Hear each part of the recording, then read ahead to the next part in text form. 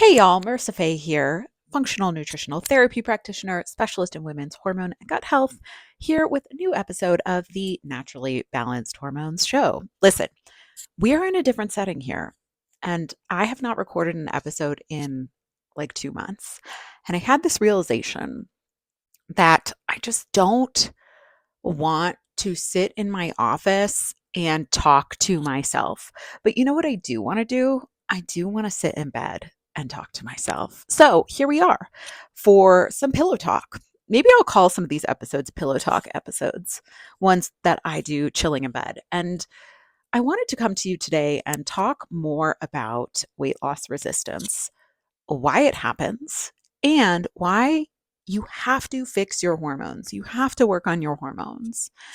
And as women, especially, I feel like the more I talk to women, just like in my personal life, even, but also as a professional and online, talking with different women all over the world, but especially in the United States, something I've come to find is that you intuitively know that your hormones are a problem.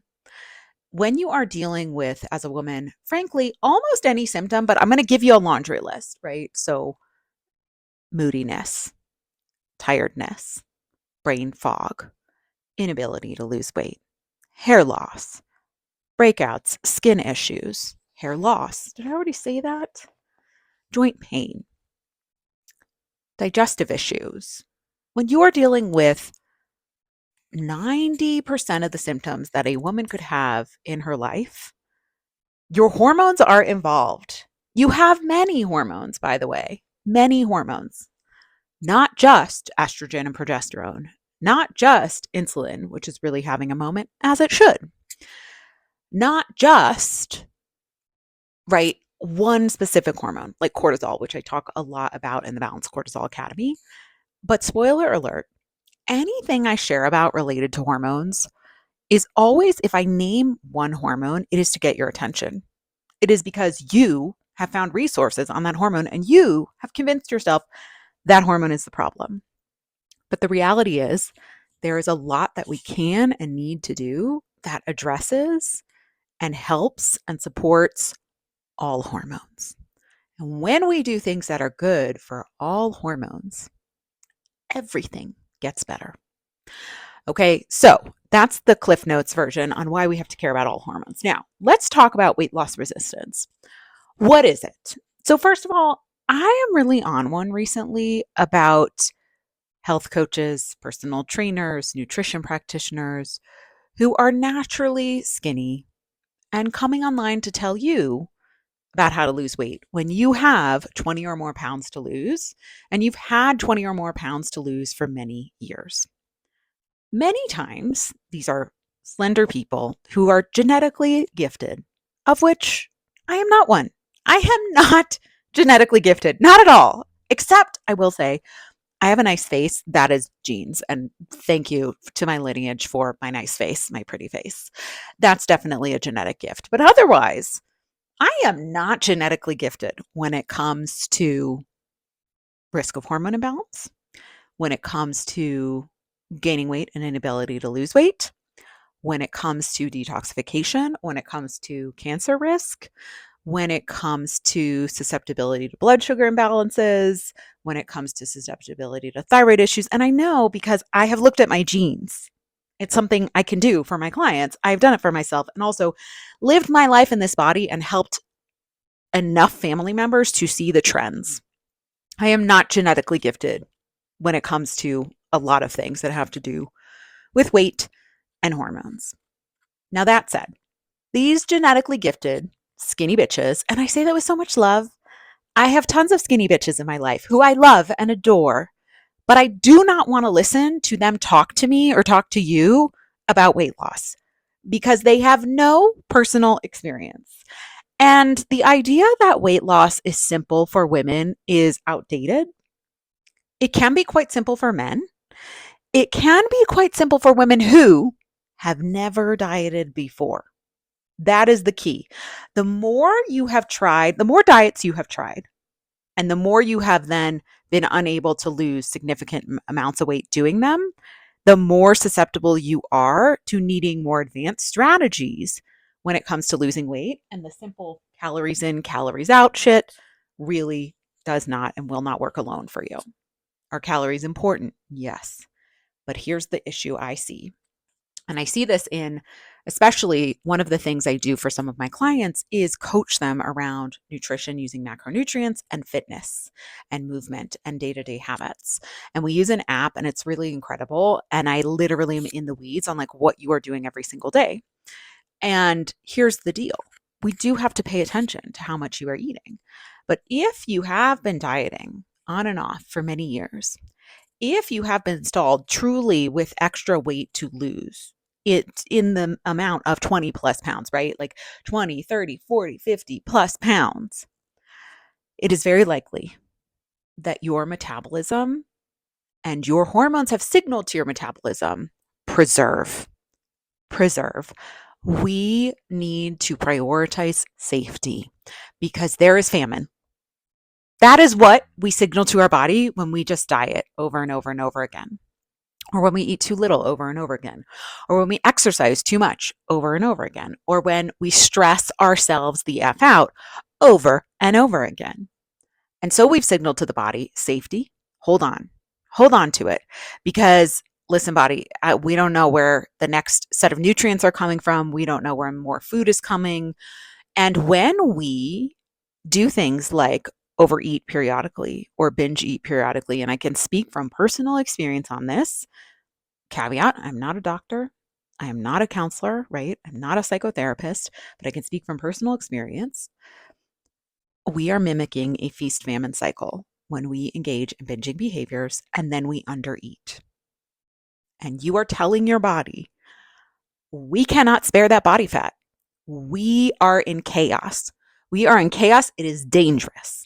When you do that over and over again for months and months and years, and then you try to be like, oh, I'm going to be good now. I'm going to be good. I'm going to track my calories. I'm going to walk 10,000 steps. I'm going to exercise a bunch. Your body says, hell no.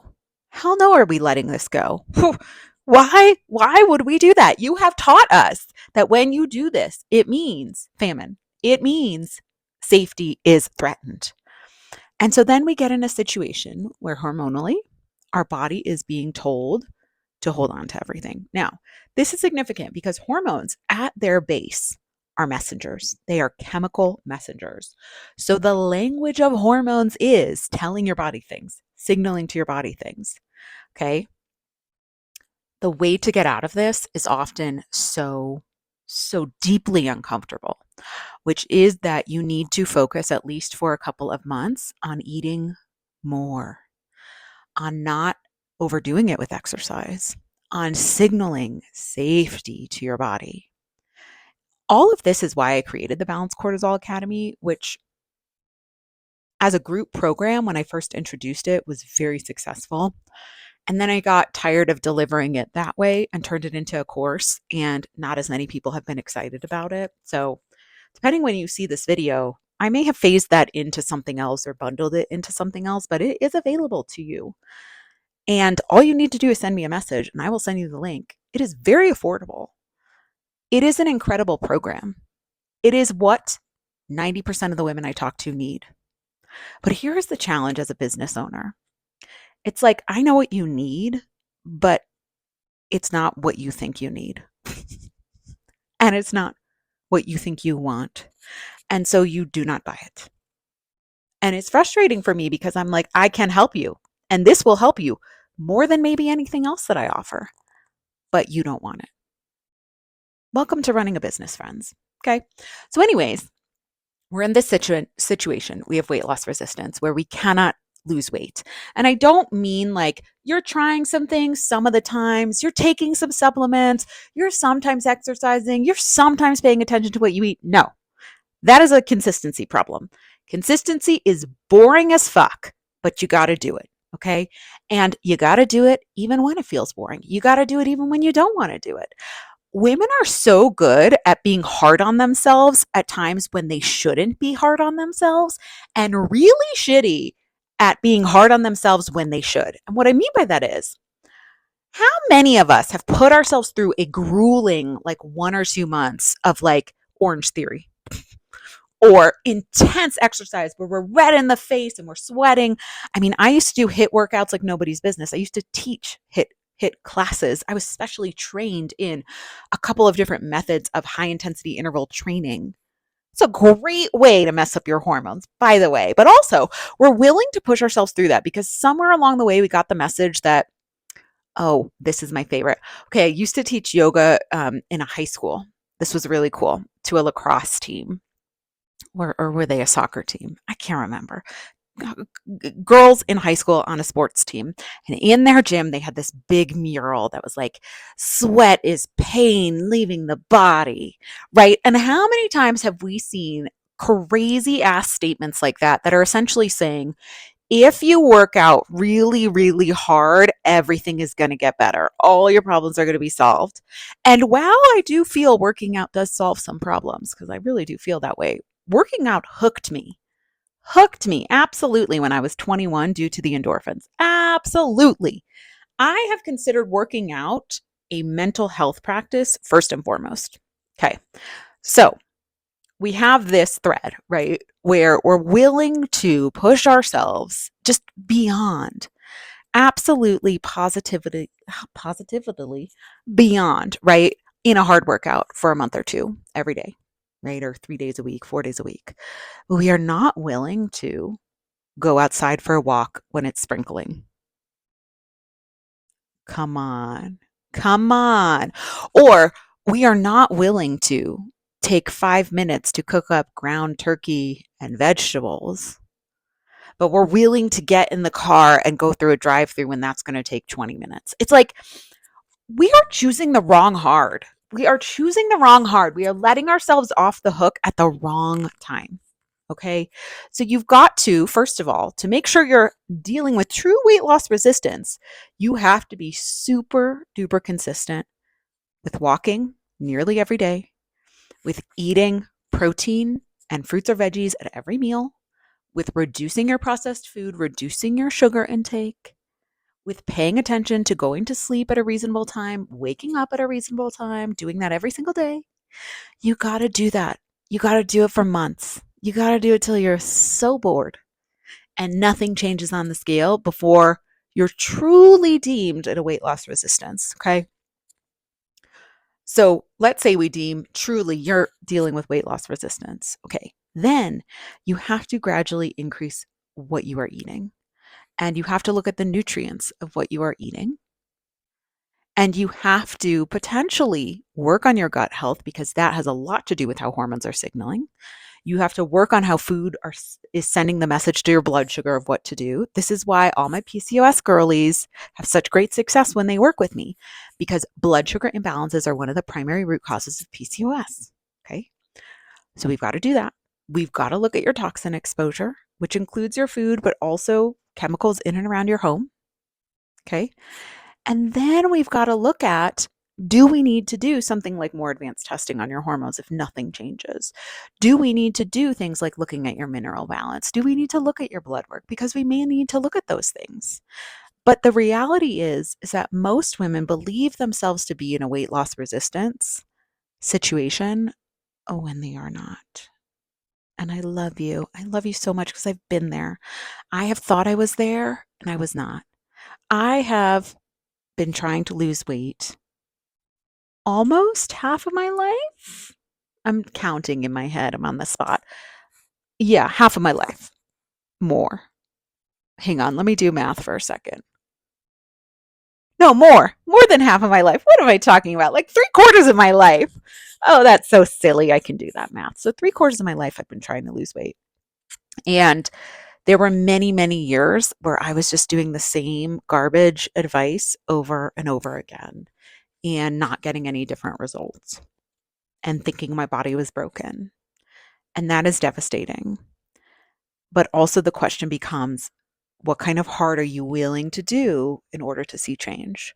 Because most people are not willing to do the actual easy, hard things because they're not out there with a bajillion people telling you to do them. So what I know is what I teach works. But also what I know is that most people aren't ready to listen to me. So that's what I have to say about that today. Anywho's, I'm going to go because I want to keep these Pillow Talk episodes brief. I want to keep them fun. I want to keep them light. I want you to see my personality as a human being. And I hope you genuinely got something out of this. You can find me, honestly, Instagram right now is the best place to find me at Marissa Faye Wellness. If you want to work with me one on one, you can drop the word apply in a DM to me. I'll send you over an application. And that's what I got for you today.